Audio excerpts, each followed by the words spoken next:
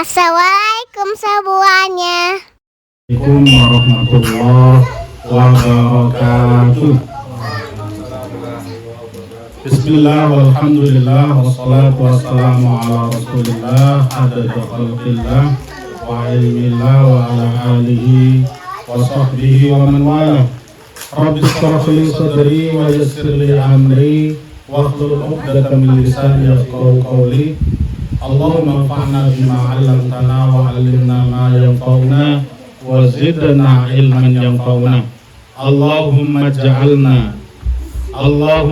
lana futuhal 'arifin. Allahumma faqihna fid din wa 'allimna at-ta'wil. Wa sallallahu ala sayyidina Muhammadin walhamdulillahi rabbil alamin. Bapak-bapak, ibu-ibu yang dirahmati oleh Allah Subhanahu wa taala.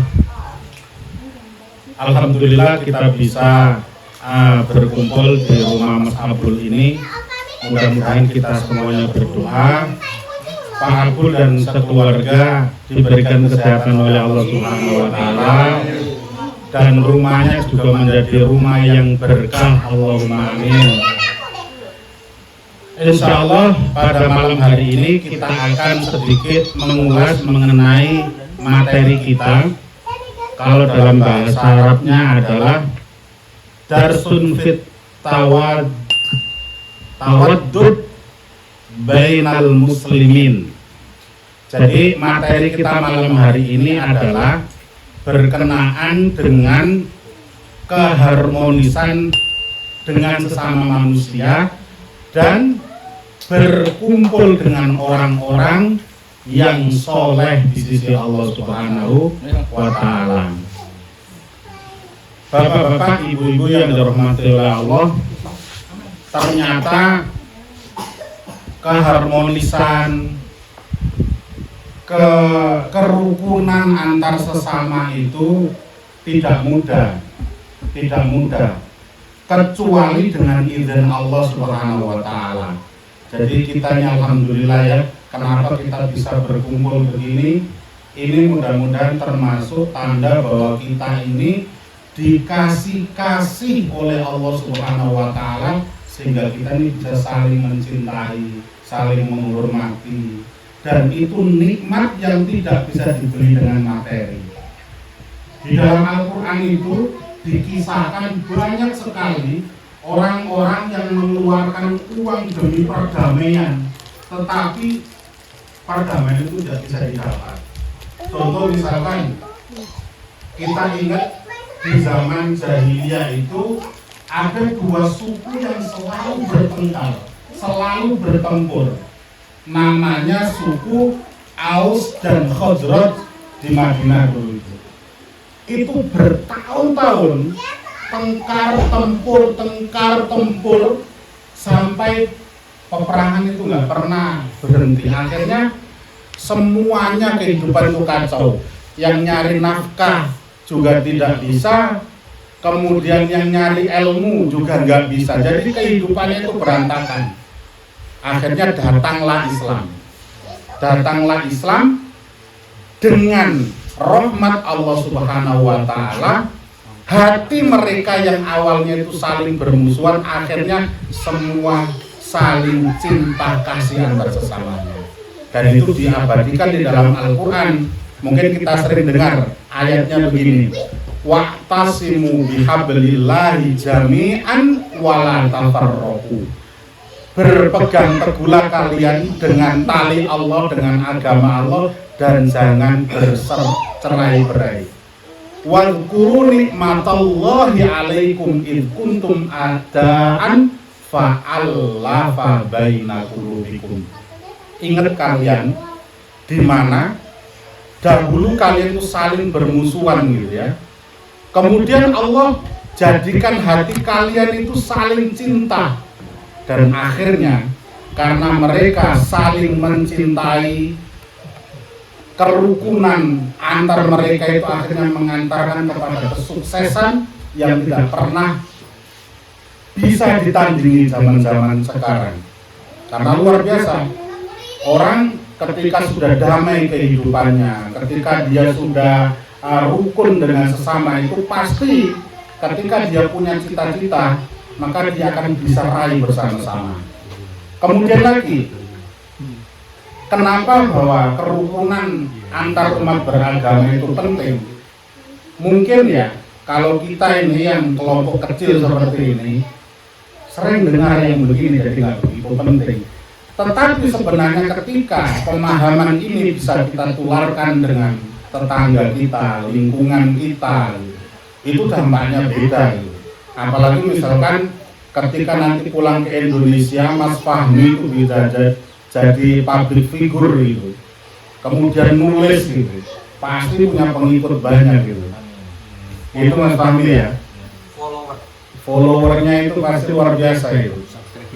Makanya pemahaman ini penting. Kalau setiap nanti dari kita aja ini, kita punya pemahaman bagaimana kita itu harus harmonis dengan sesama manusia, maka nanti dampaknya besar. Saya teringat nih, saya pernah membaca kitabnya Imam Al-Ghazali. Kata Imam Al-Ghazali itu pernah mengeluarkan sebuah hadis yang kira-kira begini bunyinya. Rasul aqli ba'dal iman at-tawaddud ilan nas. Jadi puncak kecerdasan akal seseorang setelah beriman dengan Allah itu tawaddud ilan nas, yaitu bermesra-mesraan. Jangan disalahartikan, maksudnya rukun dengan sesama manusia. Jadi ada orang nih, cerdasnya luar biasa, tetapi dengan kecerdasannya itu tidak mampu mengantarkan dia beriman dengan Allah Subhanahu wa Ta'ala. Kata Imam Al-Ghazali itu orang itu bodoh. Jadi puncak kecerdasan seseorang itu apabila dia menemukan Tuhannya, dia menemukan Allah Subhanahu wa Ta'ala, dia beriman dengan Allah, kemudian dia fokusnya itu adalah cinta kasih dengan sesama. Lanjutannya wastina'ul ma'rufi, dan berbuat kebaikan. Ada yang aneh di sini. Berbuat kebaikan itu bukan hanya kepada orang yang baik saja, tetapi ila kulli birrin wa fajirin, kepada orang yang belum baik dan orang yang sudah baik. Dengan harapan mudah-mudahan orang yang belum baik itu nanti dia menjadi baik. Nah, itu ajaran agama. Jadi kalau ada orang yang belajar agama kemudian justru dia itu tidak menyenangkan dalam lingkungannya, dia punya pemahaman yang tidak pas, yang selalu membuat orang tidak tentram, perlu dipertanyakan. Karena itu tadi kata Imam Al-Ghazali, puncak dari kecerdasan seseorang itu adalah dia kenal Tuhan, kemudian dia harmonis kepada sesamanya. Ada lagi kata Imam Al-Ghazali itu, inna jami'a awamirillah tarji'u ila khoslatain. Puncak dari perintah Allah Subhanahu wa Ta'ala itu hanya kembali ke dua hal saja. Yang pertama itu apa? At-ta'zim lillah, mengagungkan Allah Subhanahu wa Ta'ala. Kemudian asy-syafaqatu li khalqi, sayang kepada makhluk Allah Subhanahu wa Ta'ala. Jadi perintah Allah yang segitu banyak itu, kalau kita teliti itu, yang pertama isinya cuma itu, mengagungkan Allah Subhanahu wa Ta'ala, kemudian cinta kasih kepada sesama. Ada lagi yang terakhir, poin yang menurut saya sangat penting itu, Allah Subhanahu wa Ta'ala itu pernah berfirman melalui baginda Rasulullah SAW. Bunyinya itu begini, al-khalqu ya Allah, ketahuilah bahwa semua makhluk yang ada di dunia ini, ada laki-laki, ada perempuan, ada hayawan, ada tumbuh-tumbuhan, itu semua adalah makhluk Allah. Wa ahabbul khalqi ilallah asfaquhum bi'iyali, dan orang yang paling dicintai oleh Allah Subhanahu wa Ta'ala adalah orang yang paling sayang kepada makhluknya. Nah, ini mengajarkan bahwa Islam itu peduli dengan makhluk, peduli dengan lingkungan namanya. Jadi orang yang memahami Islam dengan baik itu tidak mungkin dia merusak lingkungannya. Dia tidak mungkin menjadi beban komunitasnya.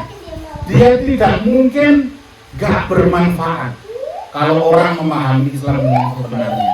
Makanya ada yang bilang sungguh merugi orang yang beragama tapi dia tidak berubah karakternya gitu. Itu poinnya. Nah di sini Allah Subhanahu wa taala juga selalu mengingatkan kita wasbir wasbir nafsaka ma'alladzina yad'una rabbahum bil ghadawati wal 'ashyi yuriduna wajhah. Jadi kalau kita itu ingin baik, maka hendaknya kita itu harus sabar bersama-sama orang yang orientasinya Allah Subhanahu wa taala. Jadi kalau kita ini mampu bersabar dengan orang-orang yang orientasinya itu Allah dan syariat Allah Subhanahu wa taala, itu nanti niscaya kita akan berbeda.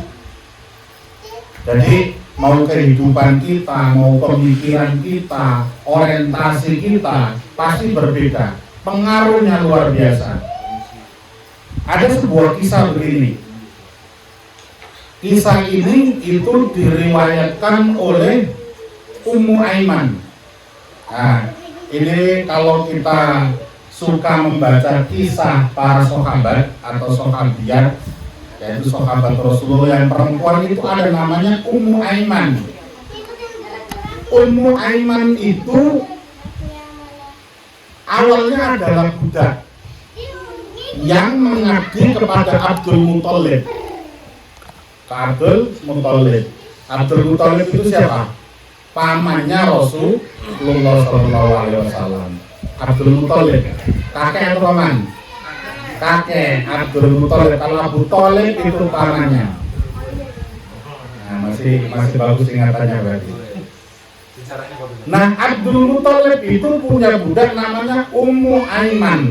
Ummu Aiman itu orang Habasyi, orang hitam yang tapi raut mukanya itu cantik katanya.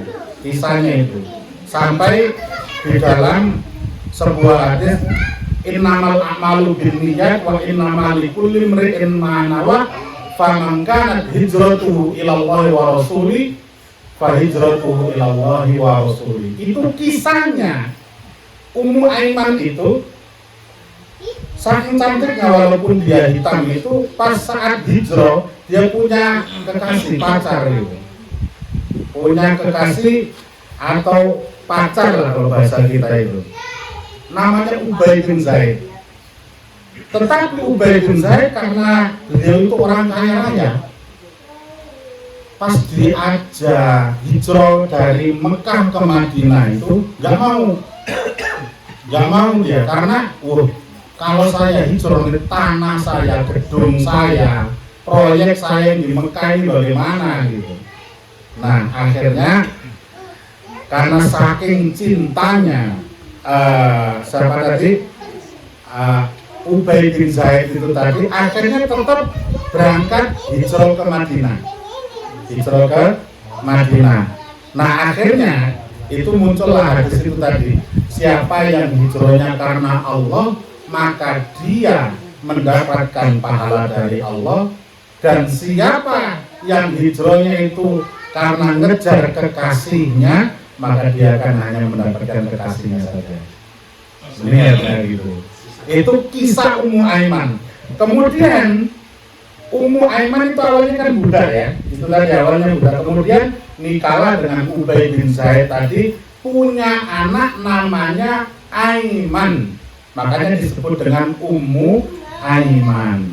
Tapi sayang, Ummu Aiman itu setelah lahirannya Aiman itu Ubay bin Zaid tadi meninggal dunia. Innalillahi wa inna ilaihi raji'un. Jadi meninggal. Nah setelah meninggal itu dikisahkan setelah meninggalnya Abdul Muthalib, pas lahirnya Nabi Muhammad, salah satu yang mengasuh Rasulullah itu adalah Ummu Aiman tadi. Sampai beliau besar, makanya Nabi itu saking cintanya kepada beliau itu sampai pernah bersabda begini, innaha ummi ba'da ummi, dia itu ibuku setelah ibu kandungku. Saking cintanya itu. Nah kemudian Rasulullah pas besar, setelah diasuh oleh Aminah, lanjut lagi diasuh oleh Ummu Aiman tadi. Setelah besar, Rasulullah pas sampai umur 25 nikah sama siapa? Khadijah. Pas umur 25 gitu. Maksudnya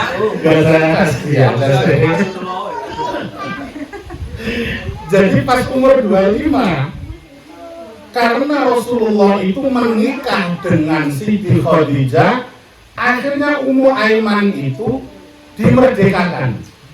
Ya, dimerdekakan. Zaman dulu perbudakan masih ada. Pas Rasulullah nanti sudah menjadi nabi, perbudakan itu dihapuskan. Ini kisahnya perbudakan. Kemudian setelah datangnya Islam, perbudakan itu tidak ada. Akhirnya lama kelamaan Rasulullah juga punya anak angkat namanya siapa? Zaid ibn Harithah yang ada di Mu'tah. Nah ini pentingnya kita tahu sejarah ke Mu'tah itu biar kalau baca kitab enak. Zaid ibn Harithah. Akhirnya Zaid ibn Harithah itu dinikahkan dengan siapa tadi? Ummu Aiman. Ummu Aiman. Nah, karena Zaid ibn Harithah itu terkenal dia panglima, kalau zaman sekarang itu Kapolri gitu. Hebat peperangannya itu. Akhirnya pas menikah dengan Ummu Aiman itu punya anak yang panglima juga. Siapa namanya? Usama ibn Zaid bin Harithah. Itu ditunjuk oleh Rasulullah menjadi panglima perang saat perang dengan Romawi yang ada di Jordan sini. Umurnya waktu itu berkisar 17 tahun sampai 18 tahun. Makanya di situ banyak sekali orang yang protes. Ini anak masih bau kencur sudah menjadi panglima kita.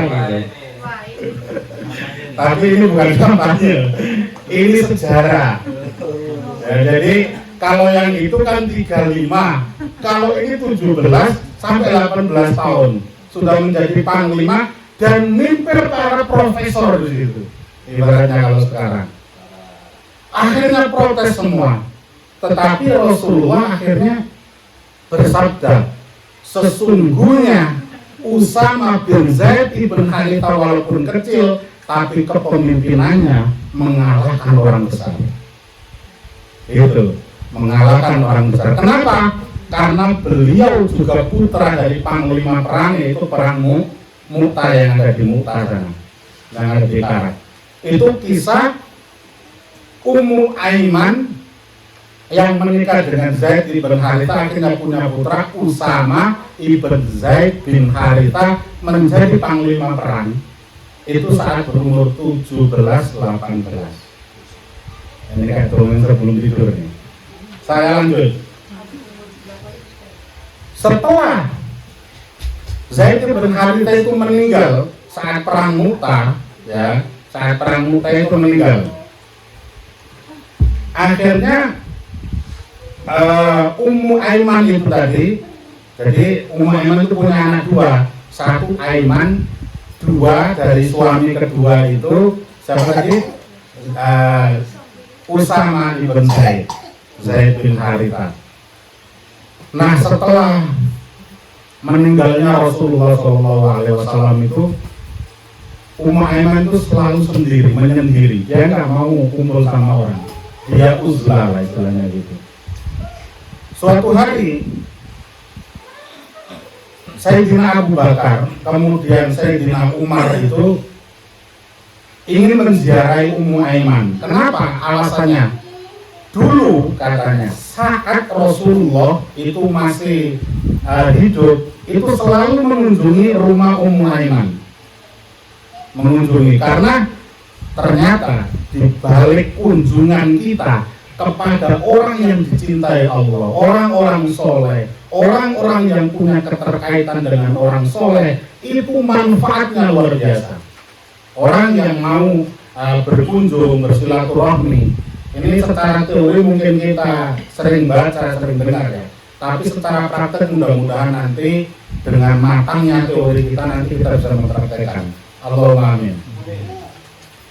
Kalau kita tahu lah, kalau misalkan di dalam sebuah hadis itu man ahabba an yubsatallahu fi rizqihi wa an yunsa'alahu fi athari falyasil rahimah. Barang siapa yang ingin diperpanjangkan umurnya, ditambah rizkinya, maka hendaknya dia rajin bersilaturahmi.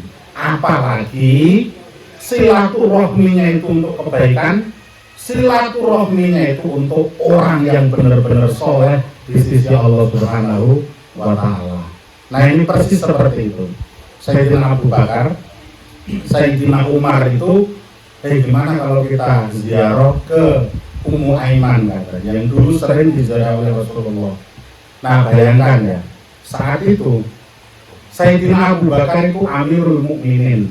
Kalau bahasa sekarang itu adalah presiden, ya, presiden.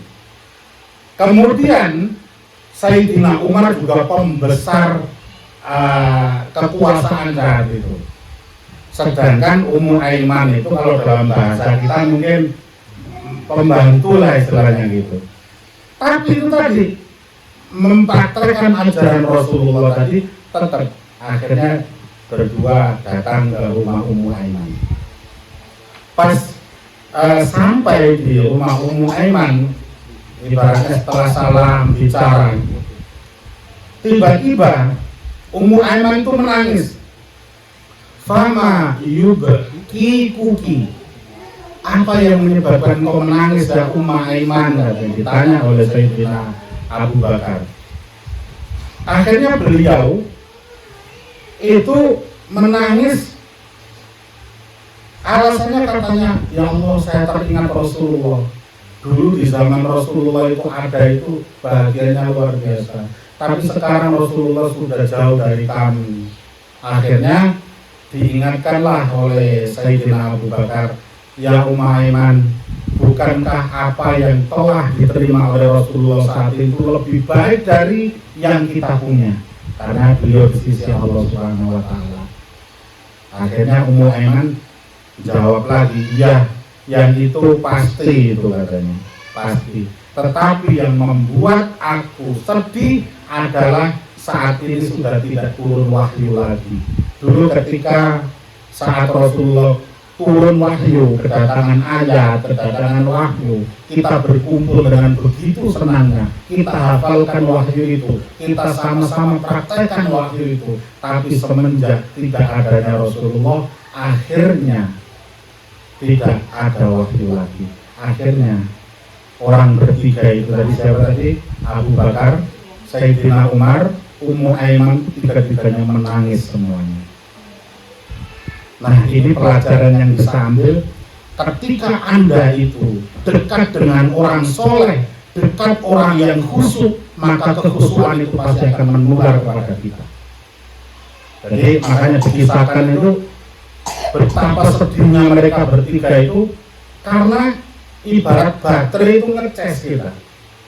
Orang yang tidak pernah dekat dengan cahaya Allah melalui syariatnya, melalui orang-orang yang mempraktekkan syariat itu, ibarat HP itu habis baterai. Namun aneh, terkadang kita itu lebih panik saat baterai HP kita itu habis daripada keimanan kita ini yang hilang. Itu Mas Hasbi ya. Ini kalimatnya saya dapat dari Mas Hasbi gitu. Nah, itu poin. Makanya kita harus tetap ada interaksi dengan orang-orang atau syariat yang membawa cahaya Allah Subhanahu wa Ta'ala itu tadi. Ada lagi. Ini saya sebutkan satu, habis itu kita selesai. Di dalam hadis itu disebutkan begini, anna rajulan zaro akhon lahu fi qaryatin ukhra. Ada seseorang itu rumahnya sebenarnya jauh sekali kan. Dia berziarah ke temannya di kampung sebelah gitu. Di kampung sebelah. Fa'arsadallahu ta'ala ala madrajihi malakan. Kemudian Allah Subhanahu wa ta'ala itu tahu niat orang yang mau ziarah ke saudaranya tadi. Contoh misalkan kita di Abdul gitu. Terus ziarah ke saudara kita Al-Mahbub, Abdul Mafakhir gitu. Niatnya kita baik gitu. Dia juga begitu, dia ziarah ke saudaranya luar kampung lah gitu. Tiba-tiba Allah mengutus malaikat untuk menjaga dia. Tetapi malaikat itu tiba-tiba menyerupai manusia dan bertanya, wahai fulan, kenapa kamu kok mau menziarahi saudaramu itu? Hal min nikmatin tarudha, katanya. Memang dia pernah berjasa sama kamu gitu, atau dia pernah baik sama kamu, kok sampai kamu itu mau menziarahi yang begitu jauhnya gitu. Kalau dulu belum ada Tesla mobil, ini jalan kaki ceritanya, jalan kaki. Jadi belum ada mobil merah itu belum ada, jalan kaki. Nah, akhirnya memang dia pernah berjasa sama kamu gitu. Enggak, dia nggak pernah. Tetapi ini uhibbuhu lillah, aku cinta dia karena Allah Subhanahu wa ta'ala. Kenapa? Setiap kali aku jumpa sama dia, itu kekhusyuanku nambah. Setiap aku kumpul sama dia, aku ingat Allah Subhanahu wa ta'ala. Setiap kali aku kumpul sama dia, pasti selalu dapat ilmu baru sama dia. Aku ini uhibbuhu lillah. Akhirnya malaikat tadi, ya fulan, wahai fulan, katanya, ketahuilah, fa inni rasulullahi ilaika ukhbiruka bi annallaha yuhibbu. Jadi ketahuilah bahwa sebenarnya aku ini adalah Rasul Allah, utusan Allah yang diutus untuk menjagamu, yang untuk mengabarkan dirimu bahwa Allah Subhanahu wa ta'ala itu sungguh benar-benar mencintai kamu, karena kamu mencintai saudara sesama itu tadi. Itu tadi. Makanya ini poin yang ingin kita sampaikan, bahwa di dalam kehidupan kita ini sesibuk apapun poin yang harus kita kejar, jangan jauh-jauh dengan syariat Allah Subhanahu wa ta'ala. Maka syughul, sesibuk apapun ayo kita sempatkan. Entah itu membaca Al-Quran, membaca hadis, yang lebih mudah sebenarnya pengajian seperti ini aja. Dengan begini nanti pertama kita dapat ilmu yang dari sumbernya langsung, kemudian kita juga ngetes keimanan kita.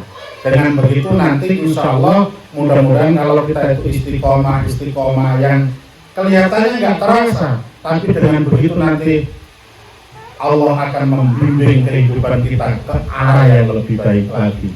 Allahumma amin. Mudah-mudahan bermanfaat. Wallahul muwaffiq ila aqwamit thoriq. Wassalamualaikum warahmatullahi wabarakatuh.